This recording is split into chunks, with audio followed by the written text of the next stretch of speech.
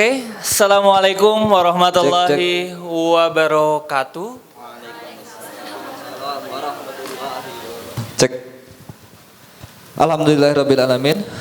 Rabbi shrah li sadri wa yassir li amri wa hlul 'uqdatam min lisani yafqahu qawli. Allahumma inni as'aluka ilman nafi'an wa rizqan halalan thayyiban wa amalan mutaqabbalan. Segala puji bagi Allah yang telah memberikan kepada kita kenikmatan sehingga kita dapat kembali hadir di majelis yang insya Allah kata Nabi majelisnya yang dinaungin para malaikat ya Mas Muad. Iya, okay. Amin. Semoga Allah selalu memudahkan kita untuk terus datang ke majelis ilmu. Amin amin. Allahumma amin. Salawat serta salam tak lupa juga kita ucapkan untuk baginda kita Nabi Muhammad Sallallahu alaihi wasallam. Nabi akhir zaman, Nabi yang kita nanti-nantikan syafaatnya di yaumil akhir nanti. Semoga kita menjadi salah satu umat yang mendapat syafaatnya beliau. Amin, amin, Allahumma amin. Oke, di hari ini kita mendatangkan Ustadz spesial untuk membahas satu tema yang spesial juga. Teman-teman di sini ada yang tahu apa itu red flag? Red flag? Ada yang tahu? Ada yang tahu? Bendera merah gitu. Bendera merah ya. Orang-orang yang punya kategori berbahaya untuk didekati, sobat-sobat toksik, enggak sampai toksik sih, enggak, berbahaya gitu lah ya. Benalu, apa tuh? Oke. Kita sih bakalan ngebahas banyak sih ya, tapi terutama tentang red flag. Teman-teman di sini ada yang punya prestasi nggak? Prestasi entah akademik atau prestasi kebanggaan keluarga apa gitu? Ada nggak? Apa? Coba. Rahman apa? Lomba makan kerupuk. Ada yang lebih tinggi dari lomba makan kerupuk? Ada nggak? Apa? Hah? Lomba mencintai dalam diam. Waduh. Asik. Apa sih? Kenapa sih dia? Oke, ada lagi yang mungkin ada duta 17-an di sini. Lomba seluruh 17-an dia menang semua lombanya. Di atas itu ketua kelas, ada di sini ketua kelas? Pernah punya jabatan sebagai ketua kelas? Jabatan ketua kelas. Itu sebuah prestasi loh. Iya. Dan jabatan-jabatan lainnya ya. Oke. Di hari ini kita intinya mau bahas tentang pencapaian. Gitu. Orang-orang yang biasanya kita kalau lagi nggak ada motivasi itu mencari motivasi kemana sih? Apa? Di sini ada kalau nyari motivasi kemana? Yang Ikhwan? Mas? Kemana? Twitter. Oke, Twitter. Twitternya apa Mas? Boleh kasih tahu? Saya mau coba cek Twitternya. Apa Mas? Private. Bahaya ini red flag satu orang. Baik, ada lagi? Keluar malam dia kemana? 2/3 malam. Wih, Masya Allah soleh bener ya. 2/3 coba ulangin dari kata-katanya. Inspirasi 2/3. Oke, baik. Bingung Mbak ya? Mbak dari mana? Dapat motivasi? Kalau lagi down? Ke teras dakwah. Gila. Gitu. Langsung di-mention teras dakwah. Mbak. Enggak. Yang mana nih? Ada lagi enggak? Kalau nyari motivasi kemana kalian biasanya? TikTok. TikToknya siapa? Siapa? Enggak ada tokoh tertentu enggak sih yang dijadiin? Kalian punya tokoh tertentu nggak? Punya influencer misalkan siapa jadi motivasi kalian ketika lagi down-downnya gitu? Siapa? Muad. Apa? Sebentar. Oke, baiklah. Ada yang tadi mungkin di sini ada yang suka BTS? Ada Mas? Nggak ada yang mau ngaku? Baik, cuman satu orang doang. Ikhwan lagi dasar. Ketawain. Namanya Pak Awas ya teman-teman. Dia pakai baju hijau. Duduknya di gazebo. Hidup di gazebo, oke. Dan apa ya? Tokoh-tokoh lain yang bisa dijadikan motivasi. Tapi sebenarnya kita langsung to the line topiknya ya. Yaitu sebenarnya ada tokoh-tokoh lain yang bisa menjadi motivasi kita. Dan makanya kita mendatangkan ahli sejarah di hari ini. Yaitu Mas Rosyad. Enggak dong Ustadznya. Ustadz Ali. Apa kabar Ustadz? Khair, alhamdulillah. Alhamdulillah. Gimana kabarnya? Alhamdulillah sehat. Biasanya nggak pakai alhamdulillah luar biasa atau Allahu Akbar gitu enggak? Kemarin ada gini-gininya. Oh, gitu. Luar biasa gitu. Oke, apaan sih? Oke, daripada kita bingung ya menentukan siapa sih motivasi kita nih untuk ketika kita lagi down, mungkin bisa aja langsung disampaikan sama Ustadz Ali step-stepnya nih untuk mencari motivasi dan siapa sih yang patut untuk kita contoh gitu. Emang ada Ustaz yang bisa ngelawan Kim Jong Un gitu Ustaz sebagai tokoh motivator? Oh gitu. Itu bukan tokoh BTS, sorry. Siapa tokoh BTS itu Kim Jong Un tuh? Orang-orang yang Jimin, inilah. Jimin. Iya, Jimin. Jimin. Aku nggak kenal. Iya. Jimin itu RT sebelah Pak Sugimin. Pak Sugimin. Pak Sujimin, oke. Sujimin. Bagaimana Ustaz? Adakah tokoh-tokoh dalam Islam yang bisa melawan kehebatan Jimin? Masya Allah ya. Bismillahirrahmanirrahim. Assalamualaikum semuanya. Waalaikumsalam. Alhamdulillahilladzi bi ni'matihi tatimmus shalihat. Asyhadu an la ilaha illallah wa asyhadu anna Muhammadan abduhu wa rasuluh. Allahumma shalli wa sallim wa barik ala Muhammad wa ala alihi wa sahbihi ajmain amma ba'du. Alhamdulillah, Masya Allah nih red flag itu saya pikir faktornya karena ini masih Agustusan. Oh, enggak ya? Enggak ada hubungannya. Enggak ada hubungannya. Jauh. Jauh ya? Jauh Ustaz. Nih, ya udah, enggak jadi Ustaz. Takut meledek ya. Agustusan. Oke, lanjut. Ya kalau tadi pertanyaannya tentang adakah sosok orang yang bisa memotivasi kita bahkan tadi mengalahkan Kim Jong Un ya? Iya. Kim Jong Un itu masih nggak seberapa. Tat. Oh, berani dinuklir Ustaz? Oh, nggak seberapa dibanding Fir'aun. Tat. Oh gitu. Jadi kita harus mencontoh Firaun sebagai motivator kita. Iya, oke. Kim Jong Un sampai hari ini saja belum ngaku Tuhan. Kata siapa? Oh, udah ngaku Tuhan.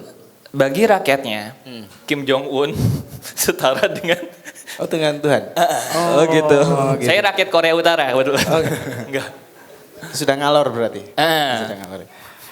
Karena sepanjang peradaban manusia tapi kalau kita bilang peradaban manusia berarti awal mulanya Nabi Adam. Oke. Bukan teorinya Darwin. Iya. Oke. Karena itu masih dibahas di sekolah-sekolah SMA hari ini masih dibahas. Masih dibahas. Saya masih percaya itu, Ustaz. Oh, masih percaya. Teori Darwin masih percaya? Oh, masih percaya. Manusia pertama itu Eva namanya. Primata yang cerdas dari beda lah itu, Ustaz. Ya. Nabi Adam di nextnya itu. Jadi dari sepanjang peradaban manusia dari Nabi Adam sampai bahkan hari ini Kim Jong Un masih hidup. Gitu. Itu pola hidupnya, pola perseteruannya selalu demikian. Ada al-haq sama al-batil. Selalu kayak gitu. Ada iblis, ada Nabi Adam. Ada Namrud, ada Nabi Ibrahim. Ada Fir'aun, ada Nabi Musa. Ada Abu Jahal. Ada Abu Janda. Ini apa? Enggak. Nabi Muhammad. Nabi Muhammad sallallahu alaihi wasallam. Bayangkan coba, pola kehidupan itu sampai sekarang masih ada. Jadi kita hanya kurang dekat dengan tokoh-tokoh yang tadi sudah Allah abadikan dalam Al-Qur'an. Bahkan sentral pusatnya yaitu uswatun hasanah kita bagi Nabi Muhammad sallallahu alaihi wasallam. Jadi kalau bicara motivator terbaik tidak lain tidak bukan adalah beliau baginda Nabi Muhammad sallallahu alaihi wasallam. Karena apa sih masalah paling berat hari ini apa, Tat? Masalah paling Saya cuma pengen berat tahu aja. di ghosting, Di ghosting, oke. PHP-in ya. PHP-in, ya cowok-cowok buaya, ada cewek-cewek HP Android. Apa tuh? Hah? Apa? Bro, Apa Ats? body shaming apa Android itu? Enggak, itu ada red flag baru Ustaz. Di dunia medsos yang terbaru tuh cewek HP Android itu kayak gitu. Apa Ats? Belum naik, berarti belum naik. Nanti bentar lagi akan naik ya teman-teman. Silakan HP dipantau Android saja. gitu ya. Ya. Jadi coba Godong tahu nggak apa yang antum omongin tadi? Oh, oke, baik. Ya, jadi apa sih misal di ghosting tadi, di ghosting. Iya, di ghosting. Iya. Masalahnya gini, kita ini kalau lagi punya masalah, kadang kita ngerasa sendirian dan paling berat menjalani kehidupan ini, betul ya? Betul nggak? Betul nggak? Iya. Lagi punya masalah, kita ngerasa kita ini paling Sengsara. sengsara. Gitu. Seolah-olah gempa bumi hanya ada di rumah kita gitu. Jadi gempa bumi cuma dalam kehidupan kita ngerasa kita orang paling menderita. Tapi saat gempa bumi itu ternyata kena di seluruh jalur, misal provinsi gitu, kira-kira derita kita lebih ringan nggak? Tetap menderita. Tapi kalau tadi ngerasanya deritanya sendirian, tapi ternyata kita punya punya orang lain yang juga menderitanya sama. Lebih ringan nggak kira-kira menurut antum? Enak saat ada yang Ada bisa temennya? dibandingin. Ada temennya? Iya. Ada temennya. Ah, rumah dia hancur, rumahku enggak, alhamdulillah. Iya dong. Enggak, ini rumahnya hancur juga Tat, gitu. Atau gini, antum ke masjid, Oke. di masjid besar misalkan, yang kadang masih ada tukang nyolong sendal misalkan gitu. Antum niatnya baik ke masjid, lah pulang dari masjid sendal antum hilang misalkan. Antum sedih nggak? Atau biasa aja? Ngambil sendal orang. Iya, sedih. Oh gitu, gantian dia. Ini bukan lagi nyari solusinya, lebih ke reaksi antum ketika lihat Oh, iya, sendal iya. antum hilang apa? Sedih ya? Sedih. Ya, terus antum curhat sama teman antum. Ah. Sendal saya hilang gitu. Ternyata teman antum juga hilang sendalnya. Oh gitu. Nah, tiba-tiba antum lebih ringan nggak bebannya? Iya, Ustaz. Ada yang pernah dihukum gara-gara terlambat upacara bendera? Pernah, Pernah? pernah. Itu kalau kita dihukum ditaruh di paling depan sendirian, beratnya beban luar biasa itu. Iya. Ternyata ada lagi yang telat. Nah, ditaruh di samping kita, gitu. Ada lagi yang nggak pakai topi ya, ditaruh lagi depan kita. Yang kaos kakinya nggak putih ya, misalnya itu. Akhirnya banyak orang di sini. Itu beban lebih ringan nggak? Betul? Ringan. Lebih ringan. Iya. Sampai yang di depan ini bikin komunitas sendiri akhirnya. Ya. Iya. Ngobrol malah. Jadi motivasi pertama adalah sebenarnya kita itu tidak sendirian dalam derita itu. Oke, baik. Satu itu dulu. Bahwa kita itu nggak sendirian. Mung masalahnya kita kadang sulit nyari temen yang bareng sama kita ini siapa gitu. Nah ini repotnya ketika generasi tidak kenal nabinya. Contoh di ghosting. Oke. Di ghosting tuh contoh paling parahnya apa Tat? Paling parahnya di ghosting ya. Saya nggak tahu nih tema ghosting itu sebenarnya gimana. Saya pura-pura nggak tahu. Dijanjiin nikah tapi nggak jadi. Dijanjiin nikah tapi nggak jadi. Iya. Oke. Misal udah hari H gitu ya. Iya. Misal waliyatubillah ini ya, jangan sampai Jangan kejadian sampai. ya, jangan sampai kejadian ya. Tapi kan ya mungkin bisa jadi terjadi ya Tat ya. Bisa. Sudah di hari H, nih Masya Allah mempelai putri sudah disiapkan dengan seluruh persiapan, rumah sudah disulap jadi tempat nikah. Ikhwannya nggak datang. Oke. Ya, kira-kira gitu ya, ghosting gitu ya. Kurang lebih. Kurang Contoh lebih satu contohnya contohnya. kayak gitu. Wah, Heeh. sedih ya Tat. Sedih dong. Sedih, ya. Uang udah keluar berapa ratus buat nikah? Gak usah disepir. Iya. Oh ngalami? Enggak. Kirain enggak ya? Belum aja, Syat. Iya. Asa gue wajib udah nikahmu ya. Enggak. Enggak, maksud saya gini. Sedih itu ketahuilah bahwa antum tidak sendirian. Kalau hanya perihal antum berharap pada seseorang tapi seseorang itu tidak memberi balasan, tidak menjawab apa yang antum inginkan sesuai yang antum inginkan, sedih itu. Antum tahu baginda Nabi mengalami itu 2 kali dengan satu wanita yang sama. Siapa? Siapa? Baru tahu. Wanita mana yang mau mengghosting Nabi? Iya, itu kejadian. Bahkan itu kejadian sebelum beliau menjadi Rasul dan setelah beliau menjadi Rasul.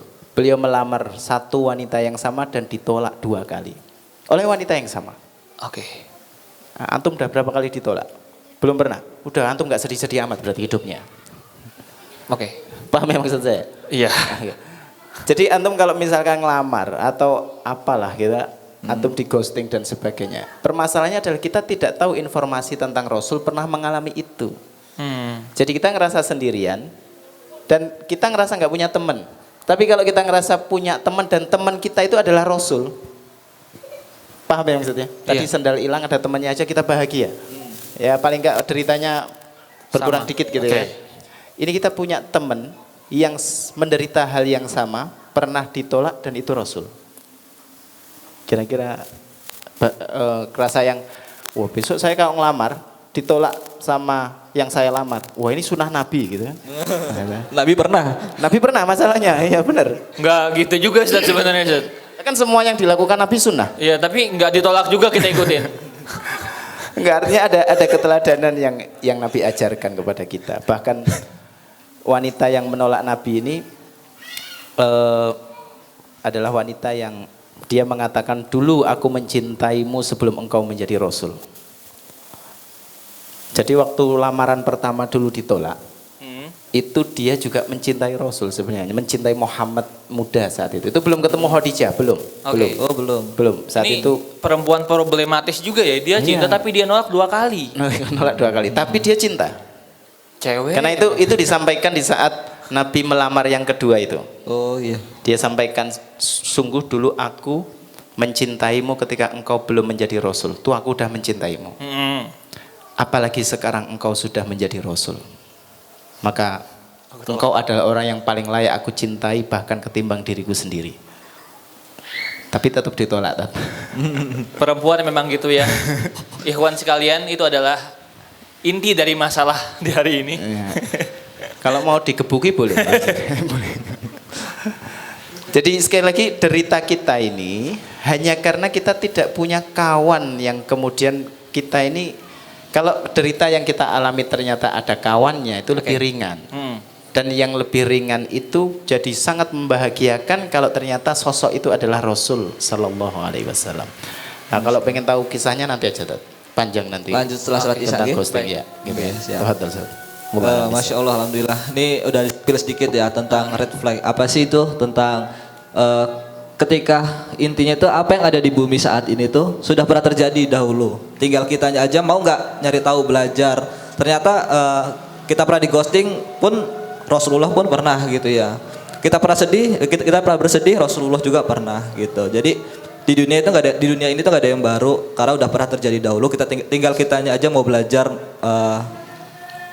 tentang kisah-kisah nggak gitu aja. Dan nanti kita break dulu untuk isomah, istirahat sholat mamam. Dan kita akan mengetahui siapakah perempuan yang mengghosting Nabi Muhammad SAW padahal dia bilang cinta dan nolaknya 2 kali. 2 kali. Penasaran nggak? Penasaran? Silahkan spill. Oke, ini kita break sebentar, jeda. Untuk teman-teman yang akhwat, ntar bisa lewat tangga situ. Untuk yang belum punya wudhu, ambil wudhu di atas ada. Untuk yang ikhwan bisa lewat sisi barat, tangga barat. Ada tempat wudhu juga di atas. Mungkin gitu aja, kita break sebentar. Kita tutup, kita break ya. Assalamualaikum warahmatullahi wabarakatuh. Waalaikumsalam warahmatullahi wabarakatuh.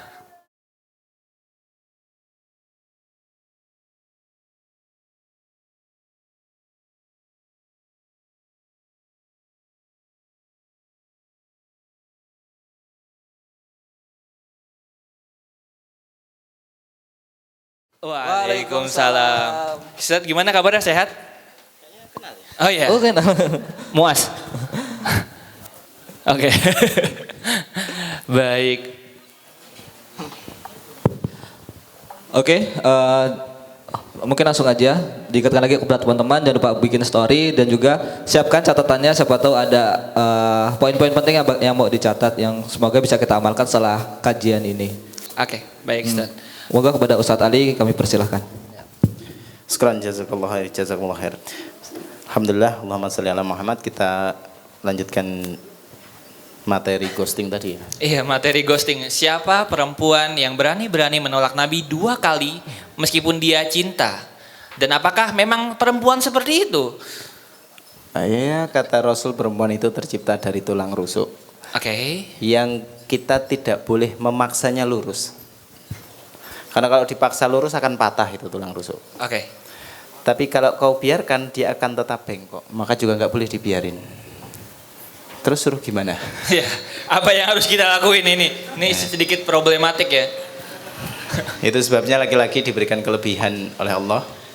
Dalam surat An-Nisa ayat 34 Allah katakan ar-rijalu qawwamuna 'alan nisa, bahwa laki-laki itu memang diberikan kelebihan. Untuk ngurus tulang rusuk tadi ternyata nggak gampang ya. Ya, sosok wanita ini adalah namanya Fahitoh binti Abi Thalib. Berarti siapanya Rasul? Fahikoh binti Abi Thalib. Abi Thalib itu kakek. Abi Paman. Thalib? Paman. Oh iya, paman. Berarti siapanya Rasulullah? Sepupu. Oh nggak apa-apa. Salah itu manusiawi kok. Moga. Berarti apanya Rasul? Sepupu. Sepupunya Rasul. Oh, jadi nggak apa-apa menikahi sepupu, Ustaz. Nah, Tolong. saya itu setiap membahas materi ini, tiba-tiba pembahasan belok ke urusan, oh jadi boleh toh. Iya. Selalu kayak gitu. Nanti ujungnya juga ternyata nggak boleh salaman dengan sepupu. Nah, jadi bahas fikih kita. Oke. Oh nggak boleh ternyata. Sepupu tuh nggak boleh salaman, nggak boleh bersentuhan dan seterusnya. Aku nggak tahu. Oke, terus Ustaz gimana? Ya, Fahitoh adalah sepupunya Rasul. Dia adalah saudari kandungnya Ali bin Abi Thalib. Yang Rasul belum ketemu Khadijah waktu itu. Beliau belum kenal Khadijah. Beliau sudah memberanikan diri untuk melamar Fahitoh ini. Tapi apalah daya, cintanya, lamaran ini ditolak oleh ayahnya Fahitoh, yaitu Abu Thalib. Oh, masalah restu orang tua. Nah, gimana? Lebih dalam? Oke, Kalau baik. cuma ghosting, saya suka sama laki-laki lain itu biasa. Ini yang perempuan juga minat dengan Rasul, tapi orang tuanya tidak ridho. Oke. Paham ya? Bahkan Nabi pun tidak bisa melawan restu orang tua ya. Betul, ya. Gitu ya. Lalu kemudian ini karena materinya tadi ada minder adalah apa tadi? No skill, no prestasi. Iya, no Ya. skill, no prestasi, no karir, no money, at 25. Nggak boleh Thank minder. you. Tadi kita briefing bentar untuk meluruskan definisi red flag tadi, karena biar jelas. Nah, tapi kembali ke ini bentar, karena ini tadi lebih kepada posisi kita ini tidak punya hak untuk trauma.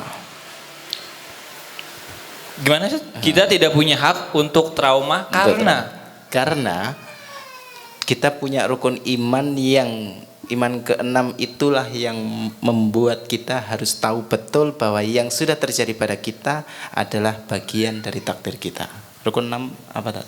Yang percaya kepada qada dan qadar. Oh, sekarang bener itu. Iyalah, saya TK lulus, Ustaz, ya Allah. Sarjana sosial, Bro. Wow, ini benar sekali, sombongnya berulang kali. Tapi nggak apa-apa itu. Mahasiswa UIN, weh. Apalagi IPK, wah. Berapa tahun? Nah, Jadi poinnya tadi ya, saya memang sering digugat dengan kalimat ini bahwa tidak diperkenankan manusia itu punya atau memelihara trauma. Kenapa? Karena segala sesuatu yang terjadi di hadapan kita itu sudah Allah suratkan untuk kita. Itu dulu poinnya. Supaya nanti kita tahu bahwa itulah yang dilakukan Nabi untuk menerima keadaan yang sulit buat beliau saat itu. Karena kalau sudah terjadi tek, berarti ki sudah takdir untuk aku. Maka yang harus saya sikapi adalah begini dan begitu. Itu dulu. oke. Kalau sedih boleh. Bahkan dalam Sirah Nabawiyah ada tahun yang kemudian ulama menyebut sebagai tahun kesedihan. Itu boleh. Sedih boleh. Yang tidak boleh meratap. Akhirnya sedihnya berkepanjangan tidak boleh. Marah, boleh nggak marah? Boleh. Boleh. Kata Nabi, aku marah seperti kalian marah. Tapi ada batas waktunya, yaitu berapa lama? 3 hari, bukan 3 tahun ya. 3 hari. Atau 3 abad gitu atau Oke. nggak boleh. 3 hari. Nanti syariat juga membahas kenapa 3 hari dan seterusnya. Artinya sedih, marah boleh, tapi trauma tidak diperkenankan. Trauma ini awalnya biasanya kecewa, betul? Betul. Ekspektasi yang tidak terrealisasi bikin kita jadi gampang emosi, betul ya? Wih, bagus tuh rimanya. Diksinya mantap. Dicatat ya. 20.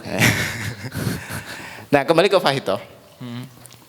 Nabi melamar, saat itu Abu Thalib langsung menolak dan Abu Thalib segera menikahkan Fahitoh dengan Hubairah. Hubairah adalah laki-laki dari luar Bani Hashim yang begitulah kebiasaan orang Arab menjaga hubungan kekerabatan dengan di luar terahnya dengan cara menikahkan anak-anak mereka. Oke. Antum bayangin ya, Nabi datang melamar, ditolak. Yang Nabi tahu sebenarnya wanita itu juga mencintainya.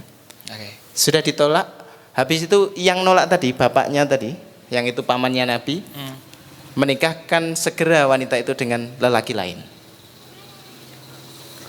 Kayaknya memang pintu gerbang segera ditutup gitu. Dan Nabi sempat mempertanyakan itu kepada pamannya, wahai pamanku, kenapa engkau menikahkan dia dengan Hubairah?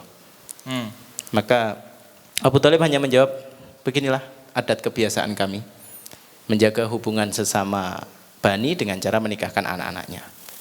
Sudah, Faito sudah menikah dengan lelaki lain, Nabi sudah tidak ada harapan. Oke. Sudah cukup ghosting atau sudah bukan apalagi? Soalnya kan tadi ditolaknya 2 kali. Berarti janur kuning udah lewat nih. Udah lewat. Nah, Sudah lewat. Diperkirakan usia Nabi saat itu jelas sebelum umur 25. oke. Karena 25 menikah dengan Siti Khadijah. Hmm. Maka itu berarti sebelum 25. Dugaannya adalah masa Mekah itu atau masa Arab pada saat itu menikah muda itu hal yang sangat wajar. Fatimah nanti menikah di usia 15 tahun saat Ali bin Abi Thalib usia 21 tahun. Artinya nikah usia 20-an itu biasa. Jadi anggaplah misalkan, karena memang riwayat tidak menyebutkan usia berapa Nabi punya peristiwa dengan Fahitoh itu. Anggaplah misalkan 20 tahun. Berarti 5 tahun kemudian baru menikah dengan Siti Khadijah. Khadijah. 20 tahun, 25 nikah dengan Khadijah, 40 beliau menjadi Rasul. Istrinya siapa? Istrinya Rasul saat beliau menjadi Rasul? Siti Khadijah. Khadijah, wanita terbaik yang tidak pernah ada gantinya. Bahkan Ibunda Aisyah radhiyallahu anha pun tidak bisa menggantikan posisi Khadijah. Sudah 13 tahun beliau berdakwah. Jadi kalau 40 tahun tambah 13 berarti 53. 53 beliau terusir dari Mekah. Pindah ke Madinah, hijrah. Strip. Beliau hijrah ke Madinah. Beliau menjauh dari Mekah untuk memikirkan Mekah. Oke. Karena target dakwah beliau lokalnya adalah Mekah. Sudah strategi dipasang dan seterusnya, terjadi peperangan Badar, Uhud, Khandaq dan seterusnya, nanti ada Hudaybiyah tahun ke-6. Tahun ke-7 beliau berperang dengan Khaybar di Yahudi yang itu non Quraisy. Tahun 8 Quraisy nyerah. Oke. Sudah? Nah, di tahun ke-8 itu Nabi bertemu lagi dengan Fahitoh. Berapa lama cinta dipendam? Lumayan tuh 8, 13, 53. Wah, lumayan ya. Lumayan ya. Hmm. Antum bayangkan coba memendam rasa yang sudah tidak bisa diungkapkan karena pintu gerbang sudah dikunci.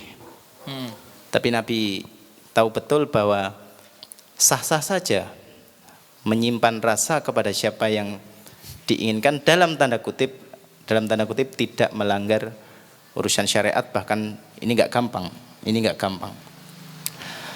Tapi Nabi mengajarkan sesuatu kepada kita bahwa ketika harapan itu muncul, maka Nabi menjalankan lagi. Yang terjadi adalah tahun 8 Hijriah itu Nabi untuk pertama kalinya bisa menginjakkan Mekah di saat Mekah menerima hidayah. Karena tahun 6 tadi Nabi sempat hendak ke Mekah tapi dihalangi, maka ada perjanjian Hudaybiyah. Kemudian tahun ke-7 waktu Nabi perang Khaybar itu, setelah itu Nabi sempat umroh qadha di tahun itu.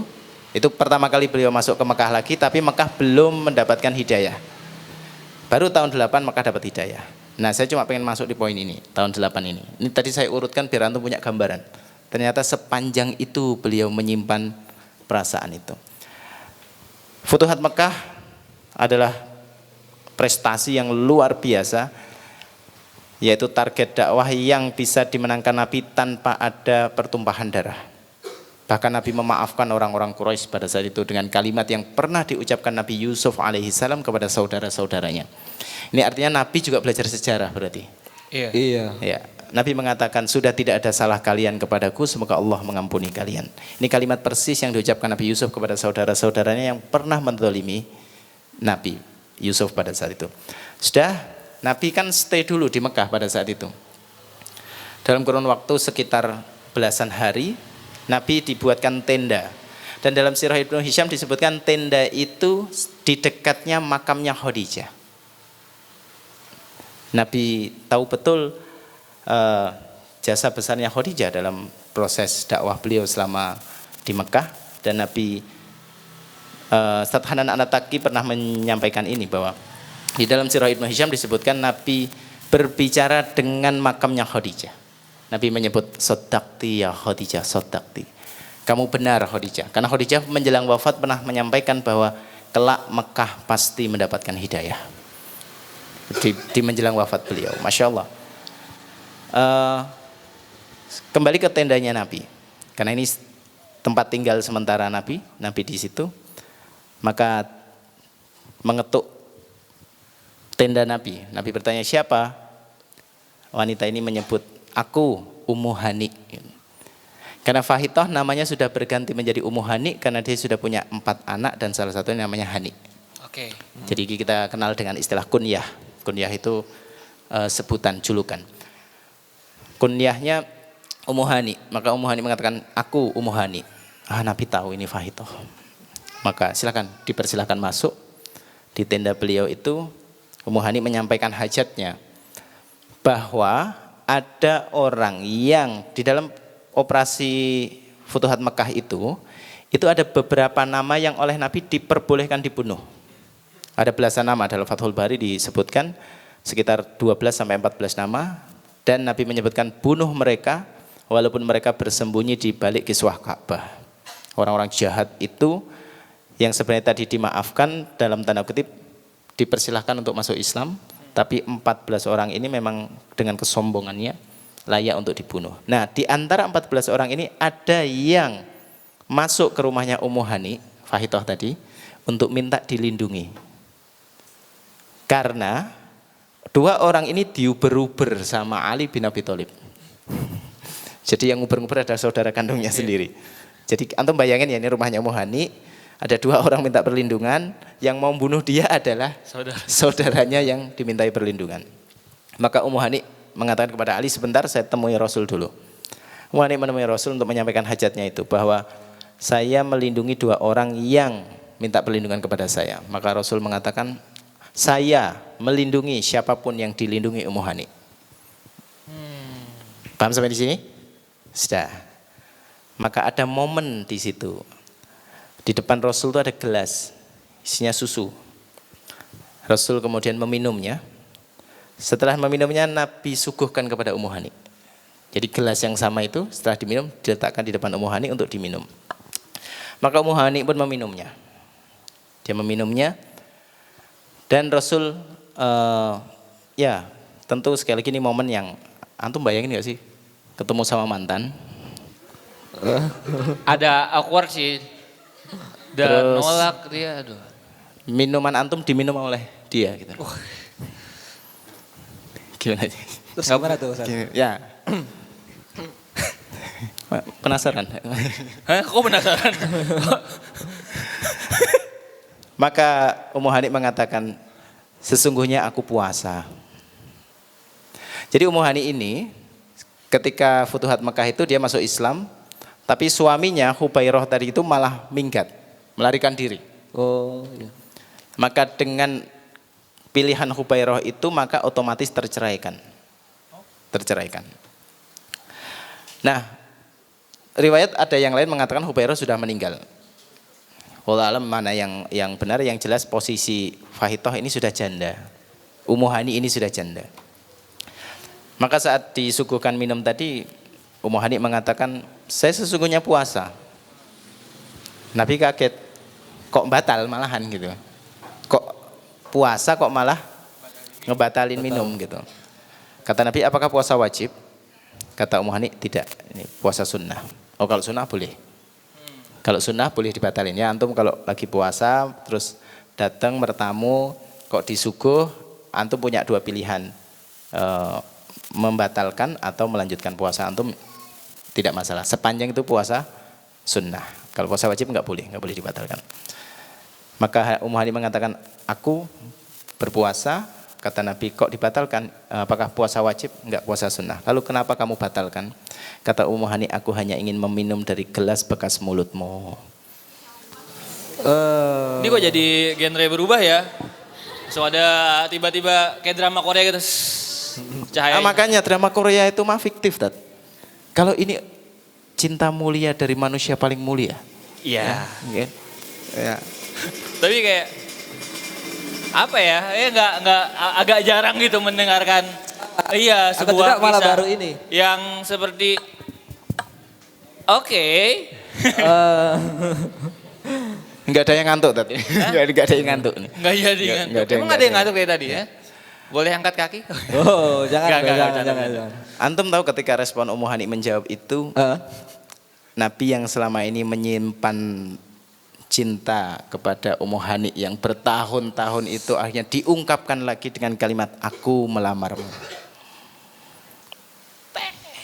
Abu Thalib sudah meninggal, suaminya sudah cerai, bahkan sudah meninggal dalam riwayat yang lain. Berarti kira-kira kan ya layak untuk nikah gitu kan? Iya, dan jawaban dari Ummu Hani adalah Ummu Hani mengatakan, saya tahu kebutuhan suami itu sangat mulia, atau mengurus suami itu saya tahu kepentingan yang sangat mulia. Tapi saya punya 4 anak yang saya harus urus, dan saya takut kalau saya sedang mengurusi anak-anakku saya mengabaikan tugasku sebagai istri. Dan aku khawatir kalau aku mengurusi engkau, aku menzolimi anak-anakku. Untuk kedua kalinya Nabi ditolak. Jadi di ghosting lagi gitu.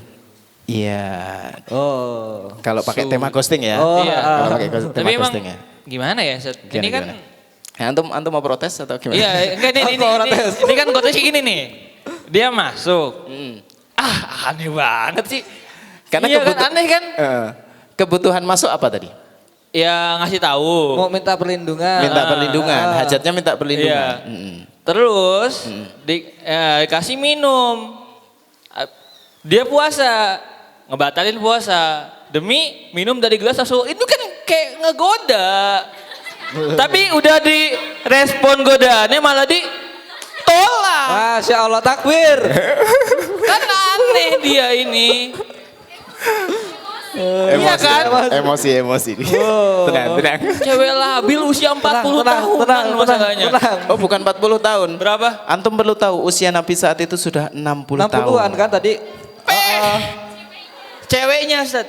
Nah, ceweknya itu yang tidak terdeteksi umurnya berapa. Apakah dia Mbak Yunya Ali bin Abi Thalib atau dia adiknya Ali bin Abi Thalib? Ya ini dia udah tua dah pokoknya. Udah jelas sudah tua. Kalau Udah tua tua ya. masih baperan itu gimana Ustaz? Loh, baper tak mengenal usia, Tat. Wow. Iya. Saya sekarang sadar kenapa ibu saya seperti itu. Iya kan betul. Oh. Ini ada curhat rumah tangga ini. Gitu. Rumah tangga ya. Iya kan rumah tangga. Iya betul. Betul, Ibu. Ya curhat keluarga gitu. Iya, baik. Tapi antum nggak sendirian kok gitu. Iya, Ada banyak ya. Nabi ditolak untuk kedua kalinya dan dengan alasan yang tadi itu. Maka Fahitoh menambah kalimatnya dengan, sungguh aku dulu mencintaimu sebelum aku menjadi muslim. Dan ketika aku sekarang muslim dan engkau adalah Rasulullah, aku lebih mencintaimu ketimbang penglihatanku dan diriku. dasar tetap aneh itu orang. Tapi Fahitoh itu memilih jawaban itu atas ilmu yang dia fahami dari surat Al-Ahzab tentang tema istri-istri Nabi itu adalah istri yang dinikahi Nabi sebelum peristiwa Futuhat Mekah atau istri yang ikut hijrah ke Madinah. Sementara Fahitoh tidak. Maka dia tahu diri di situ. Betul bahwa mungkin Fahitoh adalah the first love-nya Nabi. Ya, yang itu sulit untuk dihapuskan dari memori. Betul. Betul kan? Tapi Fahitoh tahu diri menurut level syariat. Beliau adalah wanita yang masuk Islam masa Futuhat Mekah. Oke. Sementara istri-istri yang lain itu sudah dinikahi Nabi sebelum Fathu Mekah. Oke. Itu levelnya beda, grade-nya beda gitu. Begitulah peristiwa ghosting Nabi dan tidak selesai di situ. Masih lanjut lagi. Masih lanjut lagi yang Apa itu. yang dilakukan oleh Ummu Hani ini? Ummu Hani ini Apa lagi kasus yang dilakukan? karena memang dia sudah makin sepuh. Iya, Makin sepuh, bahkan dalam riwayat disebutkan sudah berjalan dengan tongkat. Oke. Maka Nabi punya aset kebun di Khaybar pada tahun Hijriah tadi, 7 Hijriah tadi.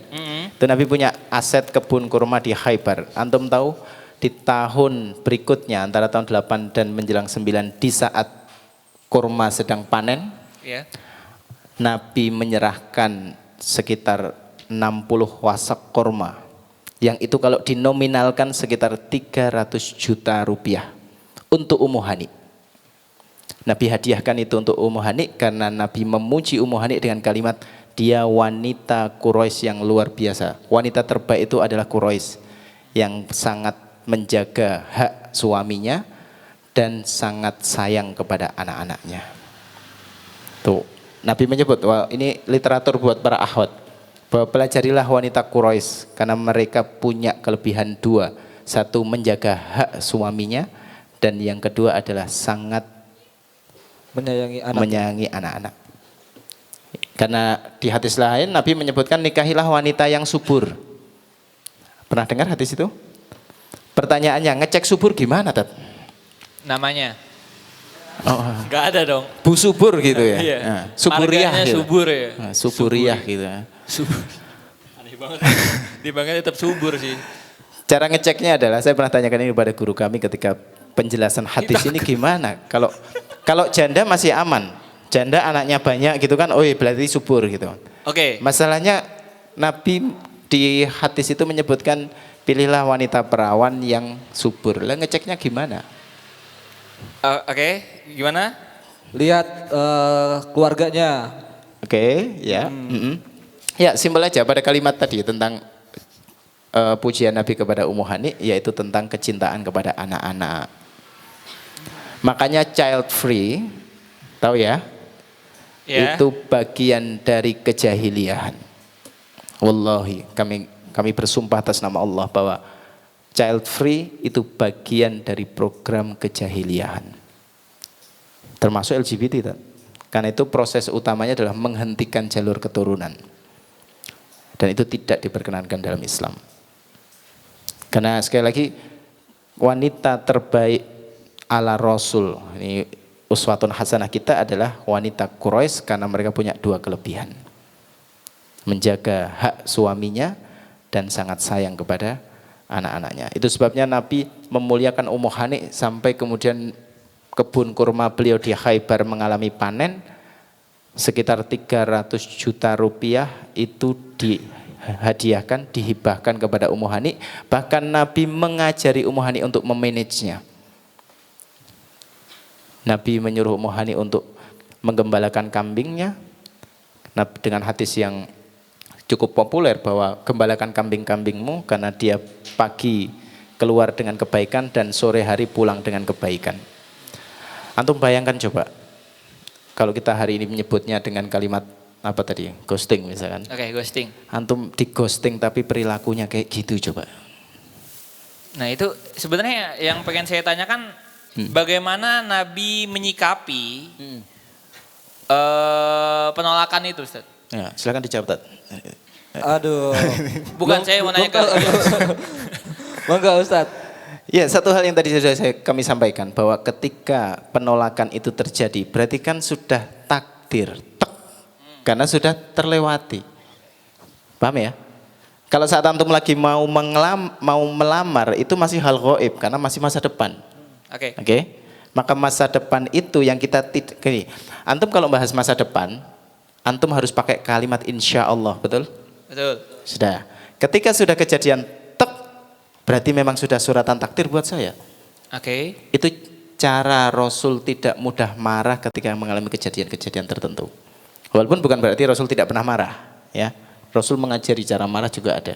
Tapi maksud saya adalah ketika antum mengalami sesuatu yang antum pengennya A, tapi tidak terrealisasi, berarti sudah terlewat kan? Oke. Maka pahamilah itulah takdir yang sudah Allah takdirkan untuk kita. Segala sesuatu yang sudah ditakdirkan untuk kita tidak akan pernah meleset dari kehidupan kita. Sesuatu yang tidak Allah takdirkan untuk kita tidak akan pun pernah mungkin menembus kita. Paham ya? Paham. Itu yang membuat Nabi itu menjalani kehidupannya kalau sekedar Ummu Hani menolak cintanya tidak sebanding sakitnya ketimbang Mekah menolak dakwah beliau. Yang paling menyedihkan buat Nabi adalah justru peristiwa Taif. Antum tahu ya peristiwa Taif di mana Nabi punya optimisme Taif akan menerima dakwah beliau, karena kalau Taif menerima saat itu Nabi tidak hijrah ke Madinah, maka hijrahnya ke Taif. Tapi takdir sudah Allah takdirkan.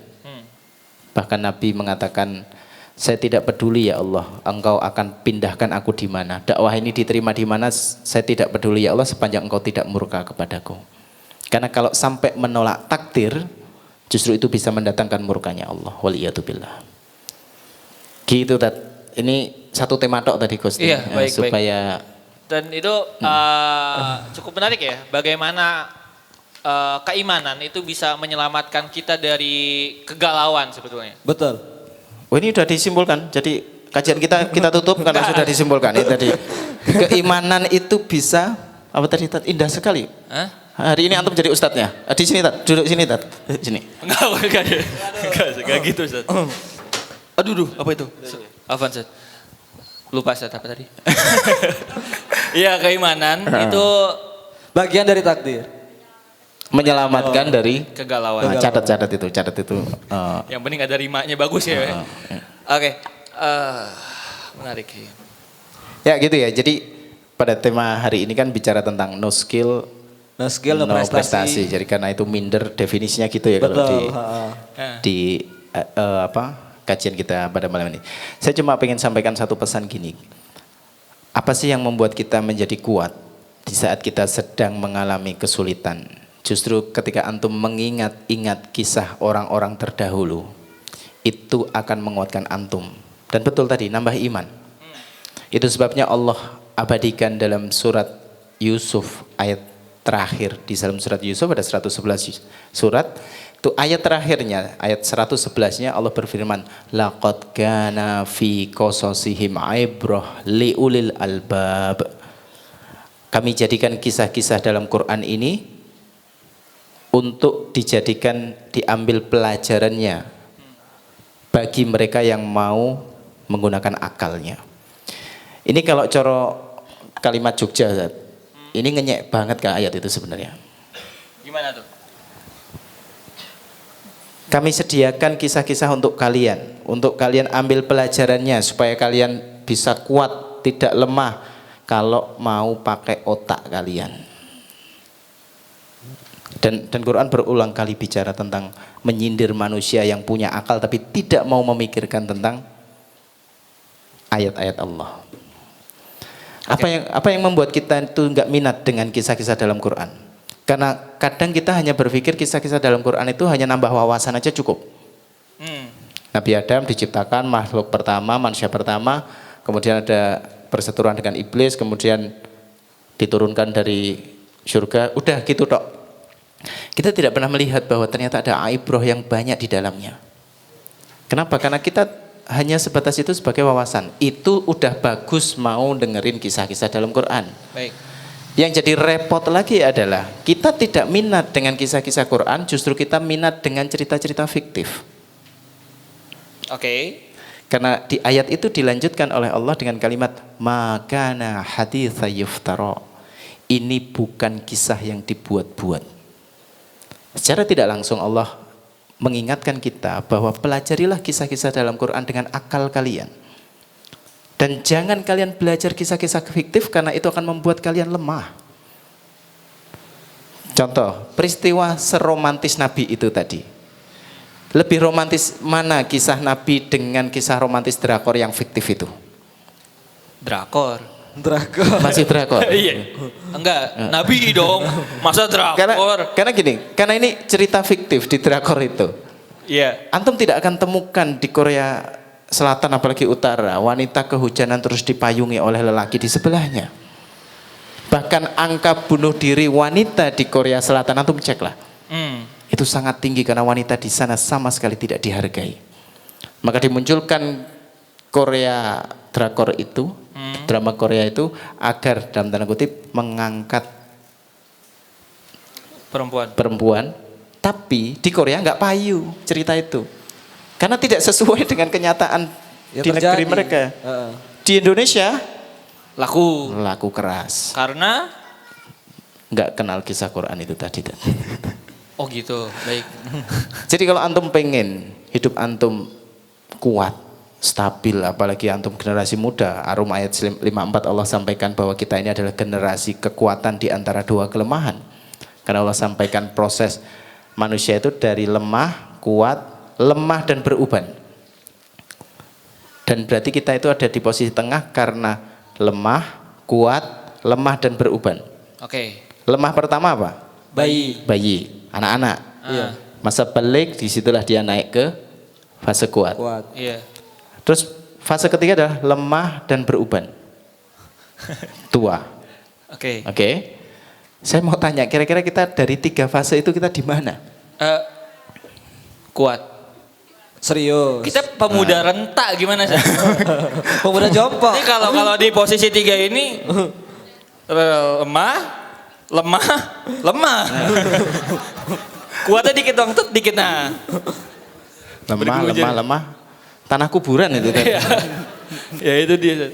Pemuda renta banyak. Karena di satu ayat itu saja dari surat Yusuf itu, maka nah haditha yaftaru walakin tasdiqal ladzi baina yadayhi wa tafsila kulli syai'. Allah menjelaskan bahwa justru kisah-kisah itu fungsinya untuk menjelaskan segala sesuatu. Apa permasalahan kamu? Lihat di dalam kisah-kisah itu. Karena Nabi pernah sedih nggak? Pernah. Bahkan ada tahun kesedihan.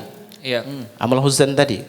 Antum tahu surat apa yang Allah turunkan untuk menghibur nabinya yang lagi sedih itu? Surat apa? Surat apa? Surat apa? Ada yang tahu? Kasih hadiah. Ada hadiah nggak, Ustaz? Ada. Hadiahnya apa? Mic? Enggak. Oh shit. Ada yang tahu surat apa? Surat apa? Nabi lagi sedih. Sedih banget Nabi. Bayangin, Abu Thalib yang melindungi dia, walaupun melindungi Rasul, Abu Thalib meninggal dalam keadaan kafir, itu yang membuat Nabi sangat sedih. Yang kedua, Khadijah, wanita terbaik yang tidak pernah ada gantinya. Nabi mengatakan, wallahi Allah tidak pernah menggantikan Khadijah yang lebih baik daripada Khadijah. Itu juga meninggal di tahun itu. Terus Nabi dakwah ke Taif, ditolak habis-habisan. Seluruh kalangan yang budak maupun merdeka, anak muda, tua maupun merdeka, semuanya melempari Nabi dengan batu. Oke. Ibunda Aisyah pernah bertanya, ya Rasulullah, apakah perang Uhud itu menjadi momen paling menyedihkan buat Anda? Kata Rasul, bukan. Justru tahun kesedihan adalah di masa waktu Nabi dilempari di Taif itu. Tapi kesedihan itu pun membuat Nabi tetap tidak dendam loh dengan Taif. Iya. Kan sempat ditawari malaikat untuk dihancurkan. Iya. Kata Rasul tidak gitu. Antum tahu apa yang Allah berikan untuk nabinya dikala Nabi lagi sedih itu? Diturunkan surat, utuh suratnya. Ada yang tahu surat apa? Al-Isra. Al-Isra, bukan. Al-Isra nanti kisahnya dalam Isra Mi'raj. Al-Isra bukan. Al-Kautsar bukan. Terus. Masih ada 8. Enggak, antum punya kesempatan 114 kali. Iya, tadi udah 4 kepakai udah nih. 4 ya. Masih ada 100, masih ada 100. 110. Wadduha. Al-Kautsar? An-Nahl bukan. An-Nahl? Sok tahu kamu. Boleh saya wakilkan? Ya, Hah? Ada Google loh. Ayo, antum googling nggak ketemu saya yakin. An-Nasr. Bukan. Karena An-Nasr justru surat Madaniyah. Itu aja Nasrullahi wal Fath itu justru surat terakhir yang Allah turunkan. Oh. Surat apa? Surat apa? Nah, ini indahnya Atin. diskusi kita pada malam hari. Padahal surat itu barusan saya sebut. Yusuf. Hah? Surat Yusuf. Oh, Yusuf. Yakin kamu surat Oh, Yusuf? Yusuf. Oh. Pertanyaan berikutnya, kenapa surat Yusuf? Ganteng. Karena menceritakan ini. Hah? Oh enggak. Gantengnya lihatnya Enggak. jangan ke sini. Membutuhkan ini set kisah. Nah, Iya. saya senang kalau sejarah gitu. Tat, kalau MC-nya cerdas-cerdas gini enak Tat. Beban jadi pembicara lebih ringan. Angkat saya terus. Saya suka dipuji-puji. Aduh, surajim. Nanti dicegat saya di situ. Iya, Nabi lagi sedih banget. Karena itu tahun kesedihan. Ulama menyebut dengan amul huzn. Kata huzn artinya kesedihan. Nabi dihibur oleh Allah dengan diturunkan surat Yusuf Yang isinya antum tahu kisah Nabi Yusuf. Lahir, punya saudara banyak tapi ternyata dengki. Iya. Dibuang di sumur, dipikirnya meninggal, diterima jadi Budak. ditemukan orang jadi budak. Oke. Bawa ke kerajaan, sampai di kerajaan difitnah saking gantengnya dan seterusnya. Sedih. Endingnya happy ending apa bad ending? Happy ending. Happy ending. Happy. Nabi Yusuf menyampaikan, sudah tidak ada lagi salah kalian kepadaku. Semoga Allah mengampuni kalian. Diampuni itu saudara-saudaranya. Yusuf berada di posisi jabatan yang tinggi saat itu, menjadi Perdana Menteri. Dan seterusnya. Itu Nabi mendapatkan informasi itu, kisah itu justru di saat Nabi sedang sedih. Makanya tadi saya mukotimahi dengan antum kehilangan sendal, lalu ternyata ada sendal orang lain yang juga hilang dan ternyata antum mengalami hal yang sama, itu kesedihannya lebih ringan. Paham ya? Iya. Jadi begitulah cara Allah mengajarkan kita tentang bagaimana belajar kisah itu bisa membuat kita stay fight. Gitu ya. Jadi yang membuat kita hari ini gampang banget galau, gampang banget minder, karena kita nggak punya inspirasi, kita nggak punya motivasi dalam hidup kita ini. Lah bangun tidur kita mau ngapain ya gitu-gitu aja gitu kan, paling scroll terus, rebahan. Sorry Ustaz, bukan saya ini. Oh gitu. Ya jadi permasalahan red flag. Apa sih tadi istilahnya, toksik ya? Toksik juga dan seterusnya, sampai kemudian muncul minder dalam diri kita karena kita nggak punya, kita merasa nggak punya skill. Jangankan ngomongin prestasi, skill aja nggak punya. Kenapa itu bisa hadir pada kehidupan kita? Karena sekali lagi Allah hadirkan Quran itu sepertiganya sejarah loh, Tat. Iya. Sepertiganya kisah-kisah orang terdahulu.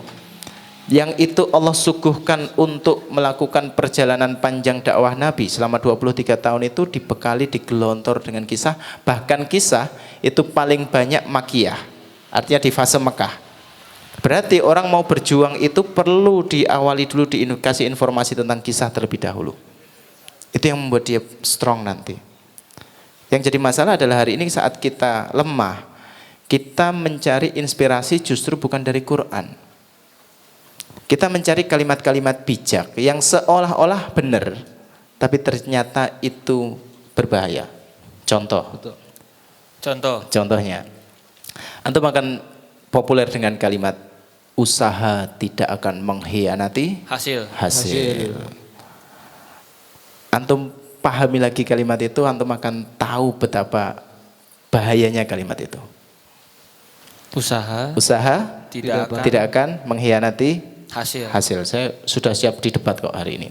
Karena motor saya udah paling deket di situ. Oh, mau kabur. Tinggal starter pulang gitu. Karena Tidak. mungkin menyalahi takdir mungkin. Itu poinnya. Karena sesuatu itu sudah ada takdirnya gitu. Sudah ada takdirnya. Tapi kalau tidak berusaha kan? Nah, saya suka nih debat kayak gini ya. Kalau orang-orang cerdas lagi debat kita biarin aja. Angkat lagi Ustaz. Kan kalau nanti debatnya nggak pakai ilmu ketok bodoh nih. Jur meneng. Enggak Ustaz, gimana? Ya gini. Kalau dijawab pakai kisah, kan sekali lagi kalimat tadi seolah-olah bijak, betul? Betul nggak? Ini dimotivasikan hari ini. Ayo pokoknya usaha terus, tidak akan mengkhianati hasil gitu kan. Iya. Antum tahu kalau bedanya dimotivasi pakai kisah dalam Quran, hasilnya beda. Hasilnya antum akan gantungkan permasalahan itu kepada Allah dan antum akan terima apapun hasilnya. Sekali lagi, kalau pakai kisah, kan tadi usaha perlu. Kita tidak memungkiri ikhtiar perlu, betul? Cuma saya mau tanya, ikhtiar dulu apa tawakal dulu? Ikhtiar dulu. Tawakal dulu. Mana deh? Antum ikhtiar dulu atau tawakal dulu? Ikhtiar dulu. Ikhtiar dulu. Antum? Tawakal dulu. Ya silakan dicoblos yang ini. Enggak Untuk ya? Indonesia lebih baik. Tawakal lebih nomor maju. 1. Oh iya, tawakal nomor 1. Apa? Gimana kira-kira dengan kalimat tadi? Kalau kalimat tadi apa tadi? Usaha tidak akan mengkhianati hasil. Kita muter balik Nah, ini. ini kira-kira Harusnya yang mana? ikhtiar dulu sih. Ikhtiar dulu ya. Kalau pakai kalimat tadi ikhtiar Iya, dulu. ikhtiar dulu. Terus tawakal belakangan. Belakangan. Iya. Kalau hasilnya tidak sesuai yang kita kehendaki, kan kita udah berusaha nih, Iya. ya kan? Hasilnya ternyata tidak sesuai dengan yang kita inginkan. Tadi ekspektasi tidak terrealisasi. Ya, tawakal di belakang. Tawakal di belakang jadi ya. Iya, ya terima aja udah. Udahlah gimana ya? Iya. Ya udahlah saya gimana lagi? gitu Tapi ya. gini sebentar Ustaz. Karena saya tadi tawakal duluan ya baru ikhtiar. Saya harus membela nih. Oh, gitu. Iya, Gimana? boleh. Gimana? Ya, karena usaha itu adalah bentuk untuk mengejar apa yang sudah Allah takdirkan. Gitu. Kalau tidak dikejar, tidak diusahakan, takdir Allah juga tidak akan. Ini saya yakin beliau hari ini pasti makanannya halal semua, makanya kalimatnya indah terus. Indah sekali. Syubhat aja enggak gitu. Enggak, saya ini habis dapat ceramah dari Pak Mustafa ya. Ya, antum perhatikan kisah ini, maka antum akan tahu betapa pentingnya upaya tadi. Betul, usaha itu penting, tawakal apalagi dan seterusnya. Tapi antum lihat peristiwa ini. Ketika Nabi Ibrahim alaihissalam meninggalkan Hajar dan Ismail di lembah yang tidak ada kehidupan, yaitu lembah Mekah yang sekarang tidak pernah ada sepi manusia di sana. Dulu adalah lembah yang tidak ada manusia, bahkan tidak ada kehidupan, bahkan tidak ada tanaman. Rabbana ini askantu min dzurriyyati biwadin ghairi dzi zar'in 'indal baitikal muharram. Dulu baitikal muharram itu tidak ada apapun, tidak ada kehidupan. Waktu Hajar ditinggal, Hajar itu nggak tahu kalau mau ditinggal di situ. Dia tanya sama Ibrahim, "Wahai Ibrahim, kau tinggalkan kami berdua di sini, di lembah yang tidak ada kehidupan." Ibrahim juga nggak bisa jawab, karena Nabi Ibrahim yang tahu ini perintah Allah sudah, tapi nggak bisa jawab. Sudah. Lalu ditanya lagi, Nabi Ibrahim nggak jawab. Wanita cerdas ini, Ibu Hajar ini merubah kalimat pertanyaannya. Allahu amaru bihadza. Allahkah yang menyuruh ini wahai Ibrahim? Baru Nabi Ibrahim bisa jawab. Kata Nabi Ibrahim, iya. Dengan jawaban yang berat karena memang perintahnya begitu. Suruh ditaruh, tinggal. Kalau ditinggal di rest area masih mending ya Tete? Iya, masih ada orang yang Ya, bisa masih diajak ada, ngobrol lah ya. Masih ada pom bensin gitu ya. paling nggak ya. Iya, masih bisa curhat gitu loh, ditinggal suami saya nih. Gitu. Mau nggak jadi suami saya? Nah. Oh. Oh gitu. kok Kenapa jadi- nextnya langsung ke situ? Ini belok rating gitu. Nyari kesempatan. Moga-moga. Ya, antum perhatikan jawabannya Ibu Hajar. Inilah jawaban dari semua yang kita jalani kehidupan ini adalah ketika Ibu Hajar mengatakan, Allahu amaru bihadza. Allahkah yang nyuruh ini? Kata Nabi Ibrahim, iya. Sudah itu dok. Nabi Ibrahim terus pergi. Sebelum pergi Ibu Hajar sempat ngomong, kalau Allah yang nyuruh, sudah Ibrahim, pergilah. Pergilah. Karena Allah tidak mungkin meninggalkan kami. Allah tidak mungkin menyia-nyiakan kami. Kan ini perintah Allah nih. Sudah pasti baik buat kami. Padahal secara logika dan rasa tidak ada kehidupan, tidak ada kawan, tidak ada, masih mending kalau ada tanaman, Tat. Berarti bawahnya paling nggak ada air kan gitu. Iya, iya. Tapi begitulah kalimat Ibu Hajar yang mengatakan kalau ini sudah Allah perintahkan, maka tidak mungkin Allah menyia-nyiakan kami. Jadi tawakal itu datang di awal, di tengah, dan di akhir. Sehingga kata ikhtiar itu melebur dalam kata tawakal. Oke. Jadi tidak kemudian ikhtiar dulu baru tawakal. Enggak. Ikhtiar itu bagian dari tawakal. Dari kisah tadi, tawakal Hajar sudah keluar. Permasalahan belum muncul waktu itu. Permasalahan muncul setelahnya, yaitu ketika Ismail nangis-nangis karena haus dan tidak ada air. Maka kalau kita sebut ikhtiar, nah baru tuh Ibu Hajar ikhtiar dari Bukit Sofa ke Bukit Marwah itu, karena beliau mencari bantuan, melihat dari atas barangkali ada orang, beliau wirawiri terus selama 7 kali, dan itu tidak akan berhenti beliau berupaya itu. Yang menghentikan upaya beliau adalah hasil yang Allah berikan. Orang akan bilang, kan benar, berarti usaha tidak akan mengkhianati hasil. Permasalahannya adalah kalau usaha tadi itu difahami ikhtiar kepisah dengan tawakal. Oke. Karena ikhtiar itu bagian dari tawakal. Tawakal itu dari depan, tengah, belakang, pokoknya dibungkus pakai tawakal. Tawakal 'ala Allah itu bagian dari yang harus kita lakukan dari bangun tidur sampai tidur lagi dengan segala keadaan yang kita alami. Kalau ini difahami, antum mau punya skill apa, prestasi apa, antum tidak pernah kecewa dengan Allah. Kalau antum fahami ini, antum punya skill apapun, prestasi apapun, bahkan mungkin mengalami kegagalan, antum tidak pernah kecewa kepada Allah. Itu sebabnya Ustadz Asep Sobari, salah satu pakar sirah hari ini di Indonesia ini, beliau mengatakan bahkan Rasul tidak pernah kecewa. Tadi saya masih pakai kata trauma. Iya. Trauma tidak layak untuk kehidupan kita. Karena justru dengan trauma itu membuat kita menjadi tidak bisa berjuang. Oke. Antum mau bicara skill, mau bicara prestasi, kok masih berkutat di urusan trauma, berarti antum masih dalam kutat kesedihan yang berkepanjangan.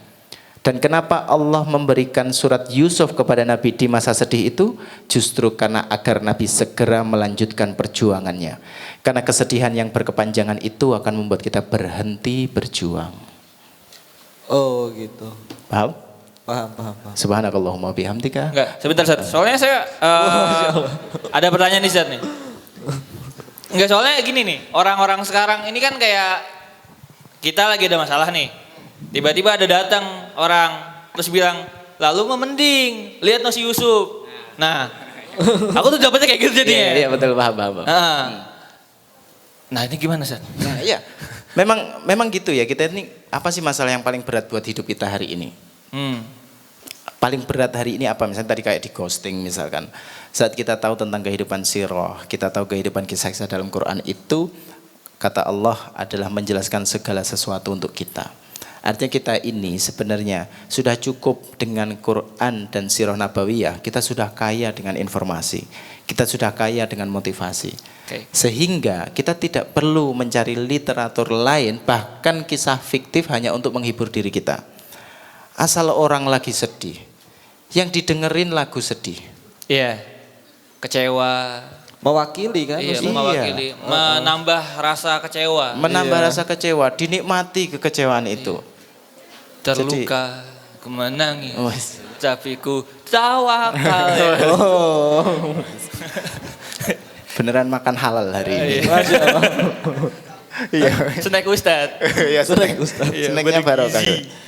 Jadi antum lagi sedih terus antum dengerin lagu lawas, malam ini hujan turun lagi. Wah, wis tambah bangkrut. Antum nggak ngerti ini generasi. Iya, saya masih tua, gitu kan. 19 tahun sekarang kan. Jadi kalau sedih, jangan cari literatur sesuatu yang membuat kita makin sedih. Saya ingat kok Ustadz Aman Abdullah pernah sampaikan di sini bahwa jangan suka dengerin lagu lirik sedih karena nanti diamini malaikat antum tambah bangkrut hidup antum. Gitu kan? Wah, iya. Gitu kan? Ya. Karena fungsi kisah dalam Quran tadi untuk memunculkan motivasi buat kita. Jadi PR kita hari ini, ayo kembali ke Quran.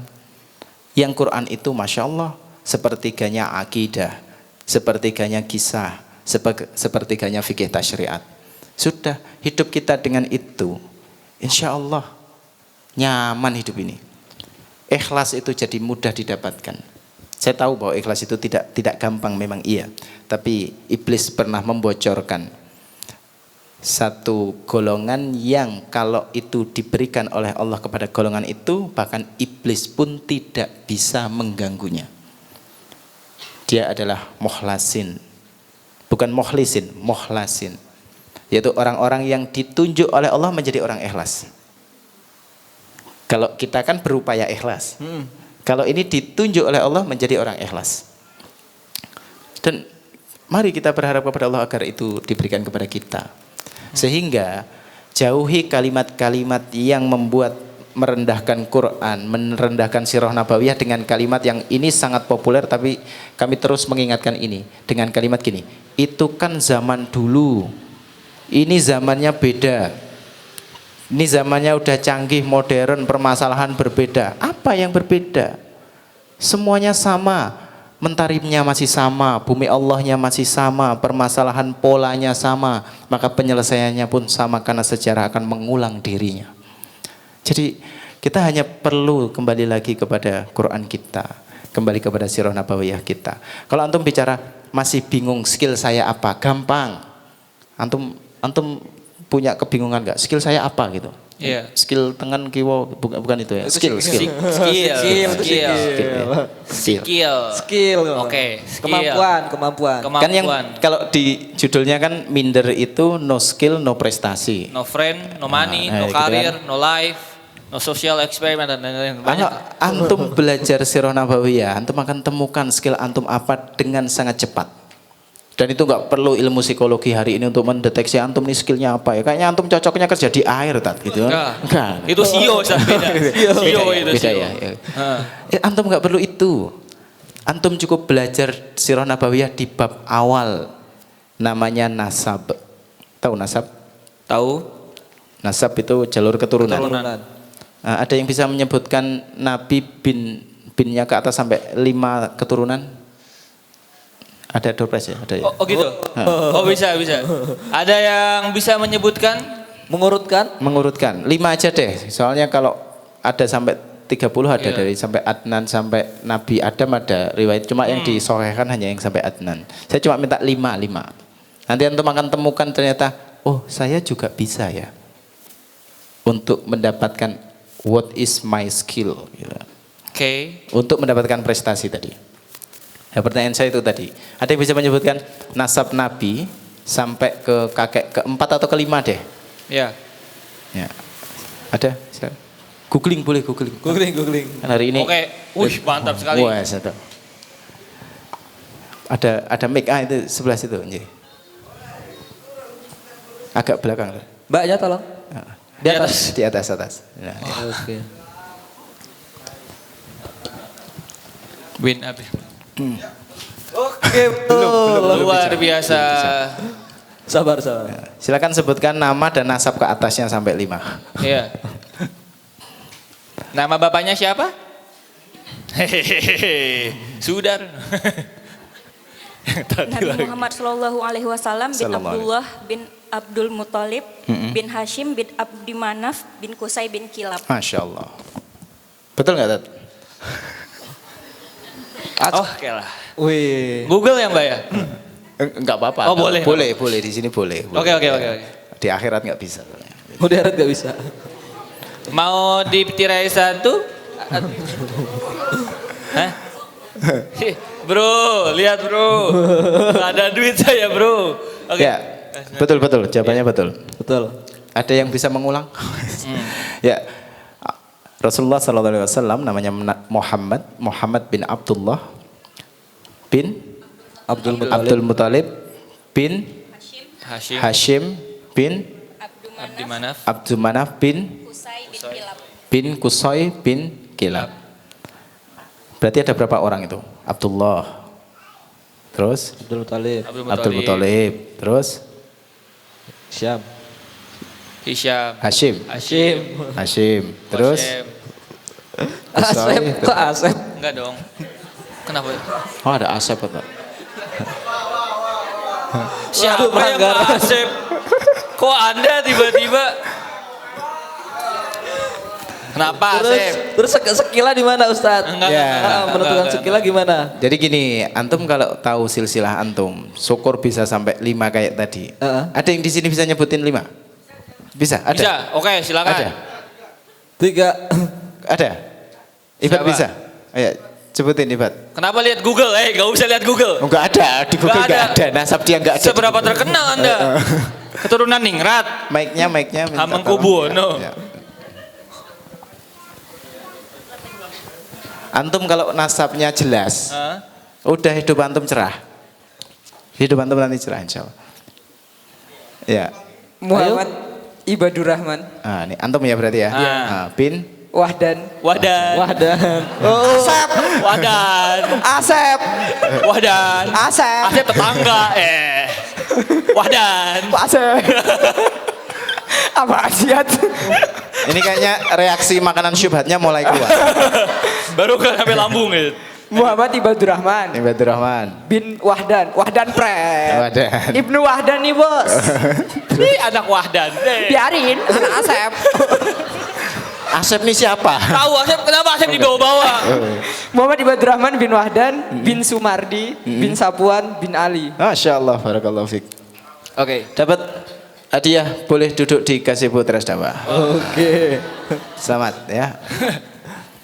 Iya, kalau antum sudah tahu nasab ke atas, antum akan tahu kenapa Nabi punya skill Nabi apa? Skill Nabi? Berdagang. Apa? Dagang. Paling populer dagang. Bukankah Nabi juga punya jiwa kepemimpinan? Iya. Ya, bahkan itu terbukti di saat beliau usia 35, belum menjadi rasul. Beliau menyelesaikan permasalahan yang cukup berat di Mekah pada saat itu, hampir terjadi perang saudara dikarenakan rebutan meletakkan Hajar Aswad di posisinya kembali dalam peristiwa renovasi Ka'bah. Antum tahu dua skill ini aja deh, kepemimpinan dan dagang. Nabi dapat dari mana? Antum pelajari nasab Nabi tadi, antum dapatkan yang namanya hasab. Ada nasab, ada hasab. Kalau nasab itu jalur keturunan tadi, Muhammad bin Abdullah bin, sambil di bapaknya Abdullah, Hashim. Abdul Muthalib. Abdul Muthalib bin Hashim bin Abdul Manaf bin Qusay bin Kilab. Itu namanya nasab. Apa yang disebut dengan hasab? Hasab adalah karya besar dari jalur nasab itu. Antum kan punya terah ya, betul ya? Iya. Kadang suka ada arisannya gitu. Iya. Nah itu sering-seringlah ngobrol dengan orang yang lebih sepuh dari antum untuk bicara tentang data sejarah terah antum. Nanti akan ketemu hasabnya apa. Wah. Masalahnya ketemu terah mau arisan Sebulan sekali. sebulan sekali. Oh, udah bagus tuh sebulan Tahun sekali. sekali. Ya, Nabi punya nasab dagang itu dapat dari satu Abdullah, kemudian dari Hashim dan juga Abdul Manaf. Antum tahu Hashim meninggal di mana? Hashim itu orang Mekah, punya istri. Istrinya nggak cuma satu, salah satunya di Madinah. Di Madinah dia nikahi wanita Madinah, nanti dari wanita ini lahirlah Abdul Muthalib. Jadi Abdul Muthalib itu lahirnya di Madinah. Sudah, Hashim habis nikah, dia melanjutkan perjalanan dagangnya ke Syam. Disitulah dia nanti meninggal, di Gaza. Jadi aktivitasnya adalah dagang. Dan Hashim adalah orang yang punya rumus kalau musim dingin dagang ke Yaman, turun, dari Mekah turun. Kalau musim panas dagang ke atas, ke Syam. Maka Allah abadikan aktivitas ini karena nanti diikuti oleh orang-orang Quraisy dengan surat Quraisy. Li'ila fi Quraisyin, ila fihim rihlatash syita'i wa saif. Antum tahu istilah rihlah? Jalan-jalan. Nah, jalan-jalan. Nah itu kerjaannya Quraisy itu jalan-jalan. Jalan-jalannya ngapain? Dagang. Dagang. Jadi jalan-jalannya adalah ngasilin duit. Kalau jalan-jalan kita Ngonten. ngabisin duit. Oke. Ya. Emang jauh kita dari Oh Quran gitu. ini. Beda ya. Karena beda terah. Nah, Beda itu. terah. Terah atas kita penjajah mungkin. Iya dong. Mental budak ya, kayak gitu. Penjajah. Jadi Nabi punya nasab dagang. Hashim lah yang melakukan kebiasaan pertama itu yang nanti diikuti oleh keturunan Quraisy, yaitu dagang musim dingin dan musim panas. Kalau musim dingin mereka ke Yaman mencari kehangatan, kalau musim panas mereka ke Syam. Makanya nanti ada peristiwa Nabi waktu dagang ke Syam umur 12 tahun diikuti awan yang menaungi beliau supaya beliau tidak kena panas, itu karena musim panas.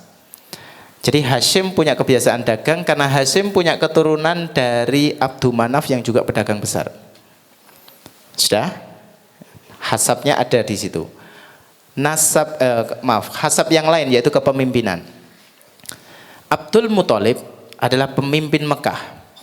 Dikarenakan dialah yang Allah takdirkan menemukan air Zam-Zam setelah air Zam-Zam hilang selama lebih dari 300 tahun. Jadi Zam-Zam tadi kan ada hubungannya dengan Ibu Hajar yang ditinggal tadi.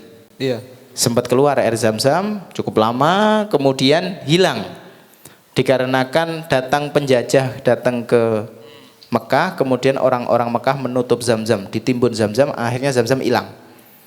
Lambat laun setelah sekian tahun yang Allah izinkan menemukan kembali Zamzam adalah Abdul Muthalib melalui mimpinya yang diriwayatkan dalam kitab-kitab Sirah Nabawiyah. Gara-gara Abdul Muthalib menemukan air Zamzam, maka dia diangkat menjadi seorang pemimpin di Mekah. Tapi Mekah tidak ada raja, hanya sebagai pemuka. Karena memang dia yang menemukan air, sementara manusia itu sangat bergantung kepada air. Jadi kepemimpinan ada dari Abdul Muthalib. Kita naikkan lagi, misal tadi Abdullah nanti sempat dagang, walaupun dia nanti wafat di area Madinah karena proses dagang itu lagi nyampe Madinah beliau wafat. Jadi Hashim meninggal sedang dagang, Abdullah meninggal sedang dagang, Abdul Manaf dagang, kepemimpinan ada di Abdul Muthalib dan ada juga pada Qusay bin Kilab. Qusay bin Kilab tadi itu orang yang berhasil mengusir penjajah yang tadi sempat jajah Mekah tadi itu. Paham ya? Itu karya besarnya Qusay bin Kilab. Jadi Nabi pandai berdagang bukan mak bedunduk metu begitu saja. Itu hasab yang Allah berikan melalui jalur keturunan Bani Hashim itu. Pun juga demikian dengan kepemimpinan beliau. Jiwa kepemimpinan beliau juga Allah berikan melalui hasab tersebut. Sehingga gak ada alasan buat kita tidak punya skill pada hari ini di zaman apapun, karena tidak ada yang lahir dari batu, semuanya punya nasab.